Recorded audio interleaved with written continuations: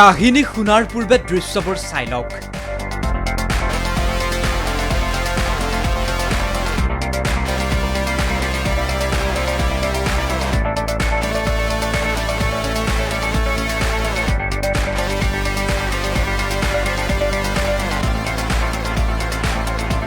গ্ৰামাঞ্চলত কি হৈ আছে এই হাফ লকডাউনত সেয়া এবাৰ আপুনি চাওক।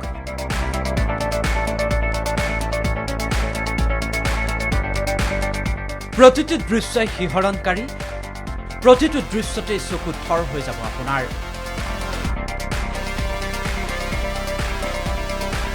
ঘৰতেই জিম, স্থান চৰ্চাৰ শীৰ্ষত এদল যুৱক। কিশোৰী যুৱতীও আছে এই দলটোত। ঘৰতেই জিম বনাই কেনেকৈ যুৱকে ছিক্স পেক বনাইছে চাই লওক।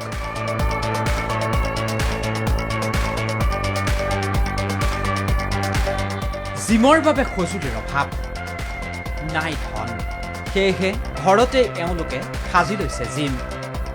বাঁহ, লো, কলগছ, চাৰিচকীয়া বাহনৰ টায়াৰ, চিমেণ্টেৰে বনাই লোৱা সঁজুলি ব্যৱহাৰ কৰি আৰম্ভ কৰিছে শৰীৰ চৰ্চা।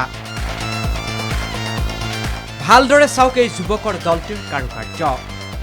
স্থানৰ প্ৰতিটো ষ্টেপতে শিহৰণ।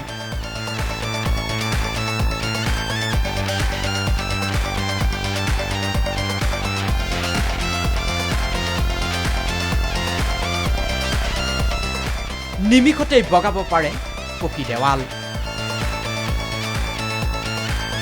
মুঠতে এক অকল্পনীয় কাৰ্য কৰি গৈছে মৰিগাঁৱৰ এই যুৱকৰ দলটোৱে। মৰিগাঁও জিলাৰ মানিপুৰ গাঁৱৰ ভাস্কৰ বৰদলৈ নামৰ এজন যুৱকৰ নেতৃত্বত এতিয়া এওঁলোকে এনেকৈ চলাই গৈছে শৰীৰ চৰ্চা।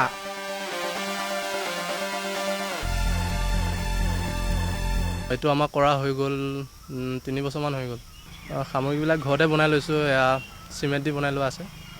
আৰু এই দাদা এজনৰ এনেকুৱা ডাম্বেল চাম্বেল আছিলে জিম কৰা, তাৰ পৰাই এনেকৈ পইচা দি অলপ কিনি আনো। ভাল লাগে আমাৰ বহুত। আৰু এইবিলাক চাই থাকোঁ, বাহিৰৰ ষ্টেণ্ডবিলাক চাই থাকোঁ, এই তাৰ পৰা এনেকৈ শিকোঁ।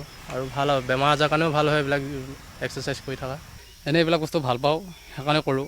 ঘৰতে বনোৱা বস্তু চব, মানে আমি ঘৰতে বনাই লওঁ। আকৌ যিবিলাক আমি ফিলিপ কৰি থাকোঁ, সেইবিলাক মানে বন চন কিবা কোমল জেগা পালে তাতে কৰোঁ। নাই কোনো প্ৰশিক্ষক, নাই কোনো সঁজুলি, কিন্তু নিমিষতেই এওঁলোকে বগাব পাৰে গছ, বগাব পাৰে ঘৰৰ দেৱাল।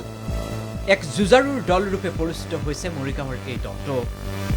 কিন্তু ভুলতো এওঁলোকৰ দৰে আপুনি এই কাৰ্য নকৰিব। উপযুক্ত প্ৰশিক্ষণ নোলোৱাকৈ এনে কাৰ্য কৰাটো অতি ভয়ংকৰ। কিন্তু আমি কওঁ, এই যুৱকৰ দলটোক যদি কোনোবা সহৃদয় লোকে সহায় কৰে তেন্তে এওঁলোক আৰু অধিক আগুৱাই যাব পাৰিব।